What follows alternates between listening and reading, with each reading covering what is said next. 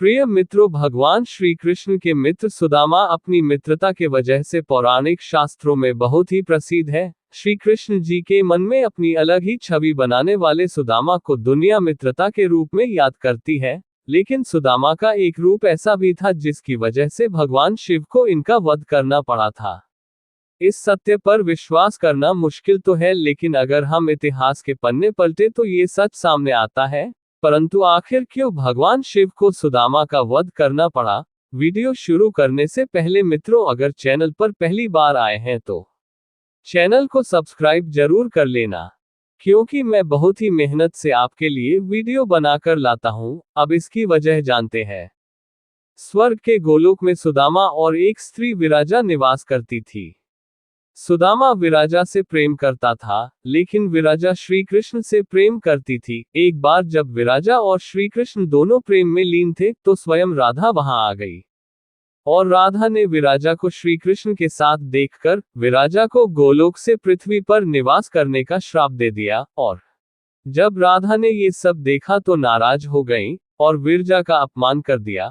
आहत विराजा नदी बनकर बहने लगी। राधा के इस व्यवहार पर श्री कृष्ण के मित्र सुदामा को गुस्सा आ गया और वह राधा से नाराज हो गए। सुदामा के इस तरह के व्यवहार को देखकर राधा नाराज हो गईं और उन्होंने सुदामा को दानव रूप में जन्म लेने का श्राप दे दिया, जिससे उन्हें स्वर्ग से पृथ्वी पर आना पड़ा। मृत्यु के पश्चात सुदामा का जन्म राक्षस राजदम के यहाँ शंखचूर्ण के रूप में हुआ और विराजा का जन्म धर्मराज के यहाँ तुलसी के रूप में हुआ। शंखचूर्ण माता तुलसी से विवाह के बाद उनके साथ अपनी राजधानी वापस लौट आए। शंखचूर्ण को भगवान ब्रह्मा द्वारा वरदान प्राप्त था कि जब तक तुलसी तुम पर भरोसा करेगी तब तक तुम्हें कोई जीत नहीं पाएगा। शंखचूर्ण को रक्षा के लिए एक सुरक्षा कवच भी दिया गया था। शंखचूर्ण धीरे धीरे कई युद्ध जीतते हुए तीनों लोकों के स्वामी बन गए।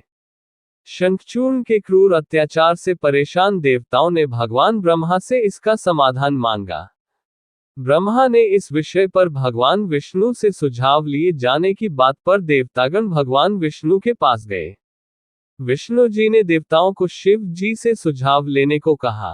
देवताओं की परेशानी को समझते हुए शिव जी शंखचूर्ण से युद्ध करने के लिए अपने पुत्रों कार्तिकेय व गणेश को इस युद्ध के लिए मैदान में उतारा।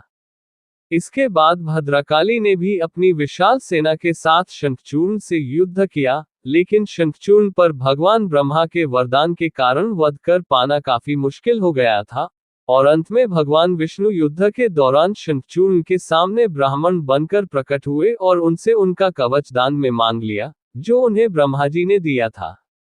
शंखचूर्ण ने तुरंत ही कवच भगवान विष्णु को दे दिया।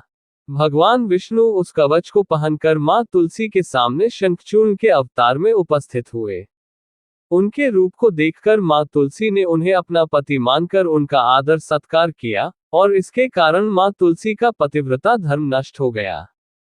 पत्नी तुलसी की पतिव्रता में शंखचूर्ण की शक्ति बसी थी। वरदान की शक्ति के समापन पर भगवान शिव ने शंखचूर्ण का वध किया और देवताओं को उसके अत्याचार से मुक्त करा दिया।